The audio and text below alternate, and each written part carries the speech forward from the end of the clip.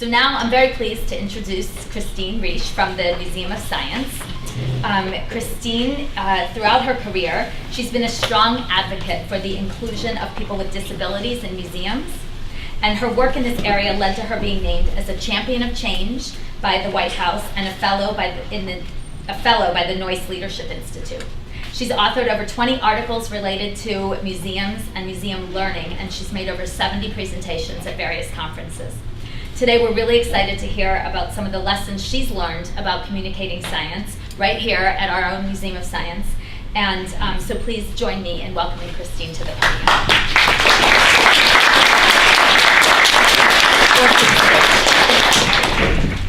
Thank you. Oh good, I should have switched your first slide. That's okay.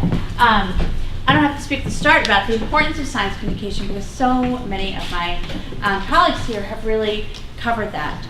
I'm going to just talk briefly about what is it that I do at the Museum of Science. We're two of the same kind. I've been there for 20 years. There aren't many of us left in the world who do that.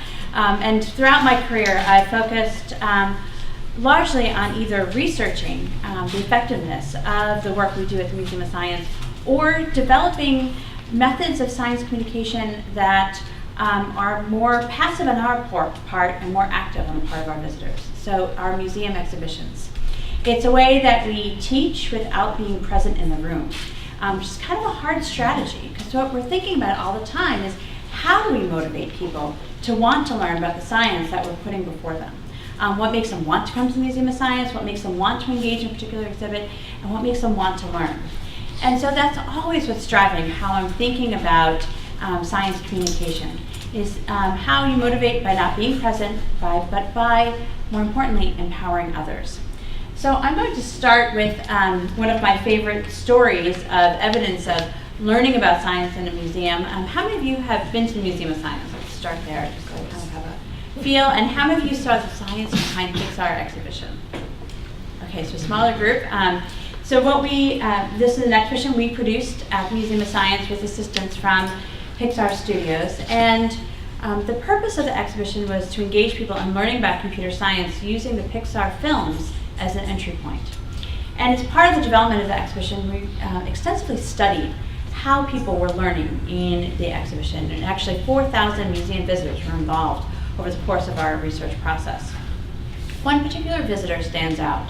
It was a middle school girl, and she was using the area of the exhibition, excuse me, in this picture, which was about how you program natural variety. When you think about the numbers of blades of grass in Pixar films like A Bug's Life or Brave, it's millions. And so they can't hand draw those millions of blades of grass, it has to be simulated.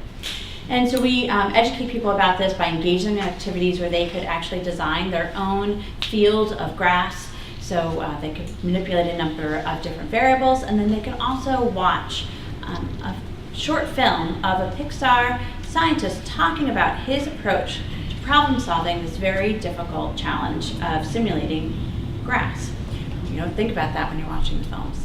And so this middle school girl went through this section, and the evaluator walked up to her and said, "Can I ask you a few questions?" She goes, "Can you wait just one moment? Can I borrow your pen?" This doesn't really happen to us very often. And the middle school girl wrote the word parabola on her hand. Because one of the ways that the Pixar scientists simulate grass is by using the equation for a parabola.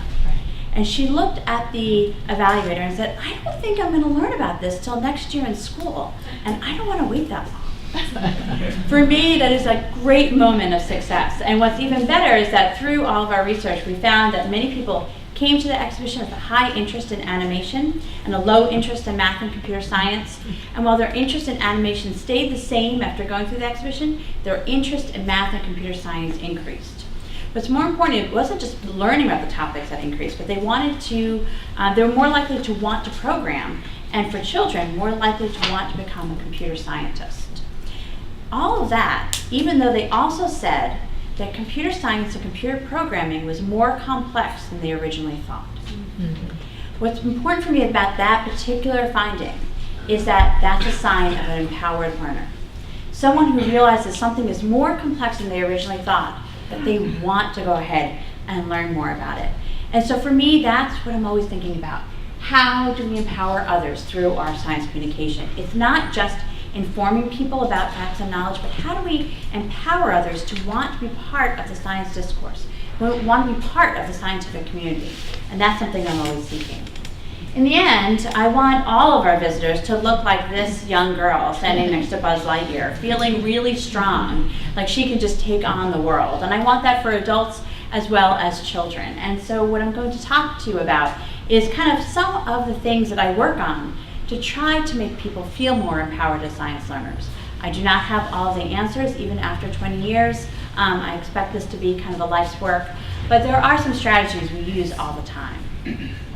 One of the first strategies we use is that we focus more on strengthening habits of mind and providing people with strategies for investigating questions and creating solutions than we do delivering facts and information. As Carrie talked about, facts and information in science change daily. We need that. We need people to be informed about the latest research, absolutely. But we also need them to develop the skills that scientists use, that engineers use, that engage them in the same type of problem solving. So I'll just kind of give some examples. So in Pixar, as I mentioned, this young girl here is learning computational thinking skills. Sounds like a big term, but it's really kind of the thinking skills computer scientists use when they're programming something. And one of the key skills is something called problem decomposition, which is that in order for a computer to really simulate something, you have to break down the problem into smaller and smaller component parts. And so we're teaching visitors how to engage in that process of problem decomposition. And they were quite successful in doing so. One of the ways we taught it is not just by engaging in activities where they practice those skills, but this is where scientists' role becomes really important. We also ask the Pixar scientists and engineers to model their thinking process when they're problem solving. So giving the visitors an opportunity to see how their brain operates, which is a way of empowering them so that they can apply those same methodologies when they encounter a problem in their own lives. So this is a picture of one of the videos that was in the exhibition, and you can actually find it online at sciencebehindpixar.org. We also engage people in engineering problem solving, learning about the iterative design process, where they get to practice it themselves. This is a component in one of our newer permanent exhibitions, the Yonke Gallery on the Charles River. And one of the reasons why I love it is because it has personal meaning to me. My son and my husband spend lots of time with this component. My husband is a degreed engineer and my son is 4. And they both love it. And that's because when we're designing these process skill components, as we call them, when we engage people in strengthening their habits of mind, we think about multiple entry points and multiple exit points. So here, your job is to design a river sensor that will help to monitor pollutants in the water. You're really just thinking about the flotation of that sensor for this particular component. And for my 4-year-old, what he loves to do is make it sink, make it float, make it sink, make it float. And that's fine.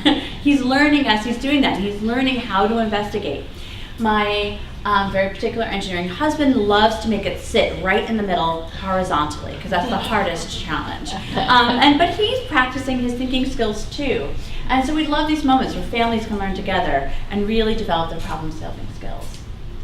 We also think about how to teach the art of observation. I love the fact that there's visual thinking strategies, labels over there if you haven't seen them on the wall, looking at the paintings. We also try to think about how we teach people to observe. And one of the things you might notice in this picture, and let me see if I can find the laser, there it is the label over here. We have these tiny little circles. And what we're doing is we're pointing people to elements of turtle identification that they might not think of, so that when they see turtles in the wild, they have places to look at the pattern of the turtle shell, the type of claws, the neck of the turtle, things people may not know to look at themselves. And so that's what we call scaffolding the observation process to provide support so people know where to look. We think a lot about teaching people how to use scientific terms or staying away from jargon. We don't often think about ways to make sure that scientists teach people also how to look at scientific images. Another place where we teach thinking skills is in a component that focuses in on engineering a river system. And here we give people different tactile pieces that they can put in place, and when they put them in place, different effects happen in the river.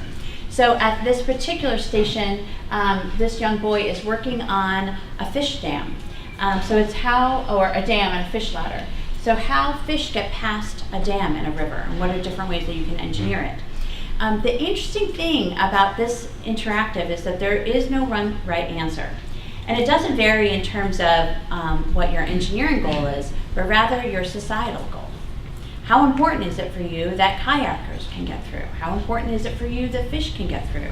And so there's some value statements that are in the engineering design that we often don't think about or talk about when we think about how we engineer our world. And that brings me to kind of my second principle for empowering through science communication, which is that I think we need to acknowledge the role of personal values and personal expertise in decision making.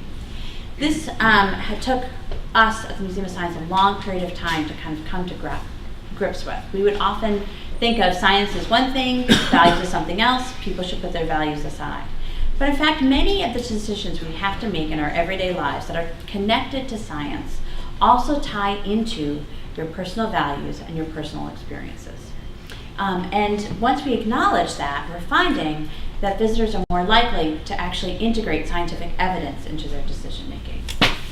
So this work started for us as a program. Here's a picture of a program we run actually in collaboration with NASA, where we engage the community in thinking about the strategies NASA should employ to protect us in the case of an asteroid collision. And so yes, there are certainly engineering decisions that need to be made, but also who lives, who dies? How much money is this worth for us as a society? Those are value statements that are kind of interesting to think about engaging the public within. We started moving this into our exhibitry. Here's an example of an exhibit called Provocative Questions.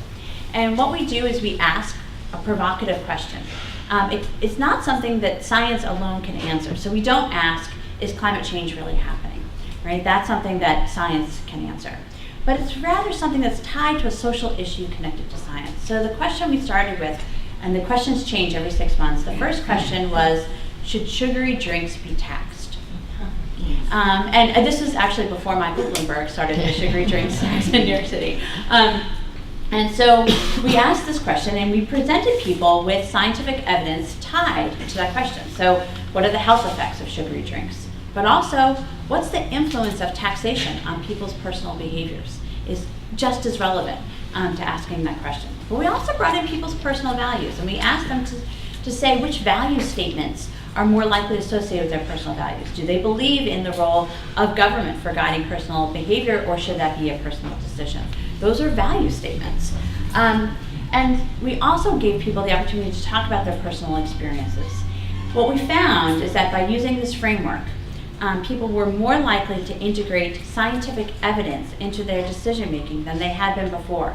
Not only for the question that we were asking, but also for another question that we hadn't asked in a particular area, because we gave them a framework for thinking about how science connected to ways that they were already making those decisions. The other thing that happened that really excites us is people actually came out more confused. I know. Why does that excite us? Because instead of being more bipolar, either yes or no, we had a lot more maybes, which means we were moving people. We were creating space for active, open-minded thinking where they may be more likely to look at and seek more information. And so this has become an important framework for us, where we realized that by integrating in personal values, people might actually accept more scientific evidence. We have a new question that will be opening up today. As we speak, it's being installed. We have an exhibition called Gridiron Glory. As you know, it's about the history of football. And because of that, we're asking this question of, should sports with high concussion risk be banned for youth under the age of 14? We specifically focused in on youth rather than the sport as a whole, because it's in the personal decision making also for people within their communities. And we're presenting the evidence around what we're learning about the effects of concussions. We're also presenting evidence on whether or not game rule changes affect the risks of concussions, also the benefits of playing team sports. And we're enabling the conversation to happen in the same way. So I'm excited to see how that works out. And the final area that I'm going to talk about is engaging a range of emotions. Part of what creates an empowered learner is that you're really motivated to want to learn, to want to continue to seek out information once you hear it that first time. In the past, we focused more on awe and excitement. So life-size model of a T-Rex is one way of creating that sense of awe and excitement. But we're thinking about other emotions and the role that they might play, particularly how to create more reflective space. When people are in a more reflective stance, they're more likely to create connections between information they've just recently learned and prior life experiences. So we're trying to create more reflective spaces. We're also thinking about the role of struggle. So I love the idea of simplifying without being simplistic, because when people are struggling a bit to learn, we're finding that they persist longer in the activities of the museum. When they're kind of highly interested and slightly frustrated, they persist longer and they come out feeling much more empowered and much more confident in their abilities as a scientist or engineer. And so we have new activities where people are given a challenge and they can spend a long period of time figuring it out. And we're really excited about this effort. So kind of to end, one of the statements I want all of us to think about is that if we really want to empower others through science communication, we actually need to acknowledge the limits of our own expertise. We need to acknowledge that helping people to figure out the answer themselves plays an important role in helping people to want to engage in science learning, to want to engage in the scientific dialogue. That science doesn't always have the answers, that personal values and personal experiences also need to come into play. And to kind of exemplify this, I'm going to end with a fuzzy memory of mine, which is why I have a fuzzy picture. It was when I first started studying learning in a science museum context. I was conducting a study in another state, and they were hosting one of these early discussion forums where scientists would come and the public would come and they would talk about scientific issues. And the topic of the time was nanotechnology and who should regulate nanotechnology, who should be responsible for that. And a very pioneering nanoscientist came and spoke about his research was not at all in the applied realm, but really in some of that early groundbreaking nanoscience work that was looking to change how we think about what's possible to engineer. There's also a nanoethicist who was present. And they each spoke, and then we posed the question to the public, and the ethicists and the scientists walked around, and I was observing one particular public discussion group around who should regulate nanotechnology. And one of the men at the table was very adamant that no one should, because we should really trust the scientists. And so the scientist comes over to the table and he goes, "Mike, you're a good guy. I mean, I trust you that you're going to make the right decisions." And Mike sits down and says, "Actually, I had never thought about the ethical implications of my work before. Whoa. I had been in the lab all excited about these questions. I hadn't been thinking about who's going to be benefiting and who's going to be at risk from potential technologies that might come from these scientific breakthroughs." He goes, "I'm really excited that we're having this conversation, and I think we need regulation." And so when I think about Mike, I think about someone who's really willing to empower others in that moment of science communication. And I hope that all of us, including myself, are all willing to let go of our expertise and bring others into the conversation. So with that, I am really excited to hear from all of our experts, and I thank you all for listening.